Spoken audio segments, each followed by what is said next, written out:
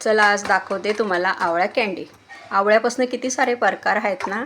आवळा कँडी, चटपटी कँडी, साखरेची कँडी, गुळाची कँडी, आवळ्याचा च्यवनप्राश, मुरब्बा, आवळ्याचा ज्यूस। आता हे गुळापासून कँडी बनवते। आवळ्याला उकळून घेतलेले, फोडी मोकळ्या करून घेतलेल्या, सहज मोकळे होऊन जातात फोडी। आता याला आपण गुळामध्ये मिक्स करूया। तर एका पातेल्यामध्ये घेतले, त्याच्यात भरून घ्या। पुन्हा गूळ मिक्स करा त्याच्यामध्ये। पुन्हा वरून थोडीशी कँडी टाकायची। आता याला ना आपण रात्रभर बांधून ठेवायचं एका रुमालाने, घरातच ठेवायचं। सकाळी उठून बघितलं तर बघा छान खाली गेलेलं होतं। आता गॅसवर ठेवलं उकळायला, तर पूर्ण पाणी आटोपर्यंत उकळू द्यायचं।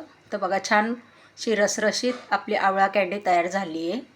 तिला मस्त प्लेटमध्ये काढली आणि 2 दिवस उन्हामध्ये ठेवली, तर छान तयार झाली बघा।